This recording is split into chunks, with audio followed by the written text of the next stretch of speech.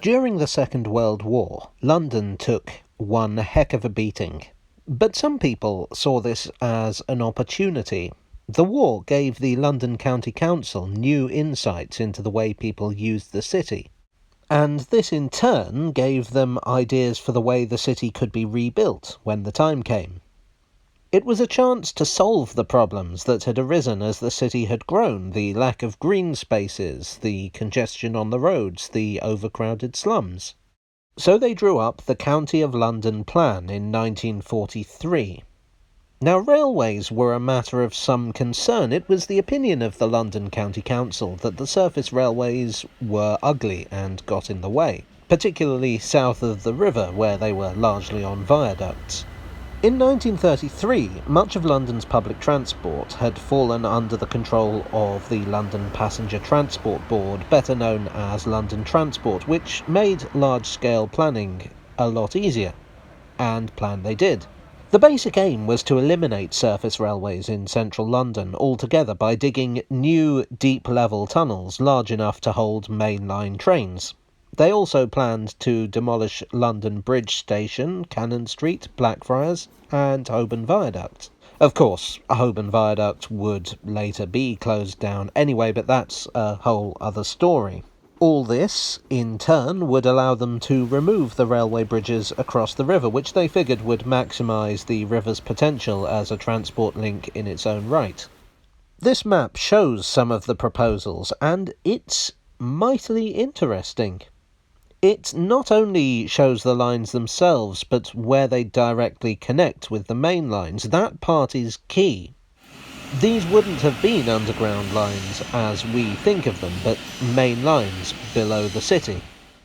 Only the major stations are listed, but I guess we can assume that the other stations would be roughly in the same place as on the surface lines they replaced. Let's take a closer look at the individual routes. Project A would have run from Battersea under the river to Victoria, then roughly followed the route of the District Line as far as Cannon Street. Then it would have run east through Shadwell and Wapping, back under the Thames, and dividing into three, surfacing at Deptford, New Cross, and New Cross Gate. Actually, this isn't so different from a later plan for the Jubilee line, which I've done a video about, link in the description below.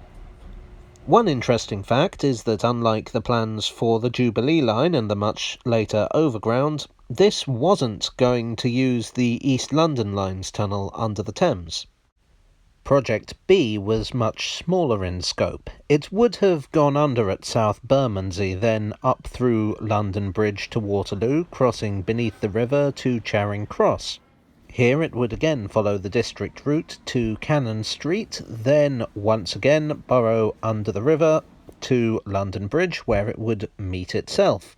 Project C would have gone underground a little way north of Loughborough Junction. Then it would have passed through Elephant and Castle and Blackfriars, the tunnel ending at Farringdon. It looks like from here it would have taken the city widened lines to King's Cross and St Pancras. The widened lines were a pair of tracks built by the Metropolitan Railway to enable other railway companies to use their route without causing congestion. If you'd like to know more about these, give me a shout in the comments section. Project D would have connected with Project A at Victoria, and then it would have more or less followed the route of the Circle Line, reconnecting with Project A at Cannon Street. There would also have been a connection to Project A at Wapping. Interestingly, it looks like there would have been a couple of connections that aren't on the current Circle Line at Marylebone and Broad Street. Although for whatever reason they didn't do the same at Fenchurch Street. Now, if you know your tube map, you've no doubt spotted that more or less the whole Circle Line is covered apart from the little bit out to Hammersmith. That may seem a little redundant, but the London County Council had plans. The idea was that this would indeed duplicate the Circle Line. All passenger services would be diverted to the new deep-level tunnels. Meanwhile, the current circle would be turned into a goods-only line. There was also going to be another goods line. This wasn't specified very clearly, but would have run more or less parallel to the Circle Line before swinging down to Greenwich. Obviously, none of this happened. The problem was, and the planners admitted this themselves, that a lot of these ideas weren't compatible with the ways people currently used the railways. The railways themselves weren't compatible with each other. Most weren't electrified, and those that were often used differing forms of electrification. What's also not clear is how the whole thing would be administered. Would London Transport run the lines in London? Would they be run by whichever company had previously owned the surface line, or would they be a separate thing altogether? In 1946, the proposals were revisited, and it was concluded that the whole thing was a little too ambitious. As time passed, it became clear that London wasn't going to flip back to pre-war conditions, so the plan was no longer relevant. But that's not to say that nothing came of it. After many meetings, discussions, debates and revisions, a new underground line to improve congestion in central London was agreed upon and finally opened in 1967. You'd know it as the Victoria Line. A partially underground main line running north to south using the widened lines. Well, that sounds mighty similar to the Thames Link. In fact, this was the only route the council could agree was definitely a good idea. And spiritually, Crossrail is remarkably similar to the County of London plan, even if the route is totally different. With hindsight, we can say that many of these plans wouldn't have been necessary. The South Bank got its redevelopment without having to demolish the characteristic viaducts. The Port of London moved downstream, so there was no need to get rid of the bridges across the Thames. And goods traffic that once went by rail moved over to the roads, so the goods-only lines would no doubt have been redundant long before they were completed.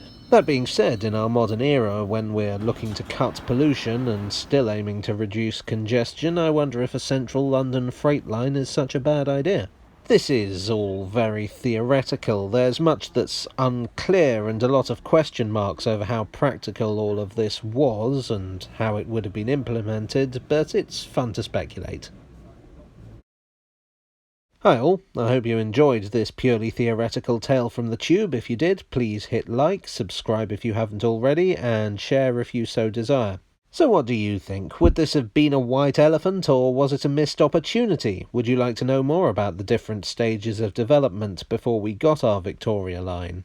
Do you think a freight line through central London could work, or has its time passed?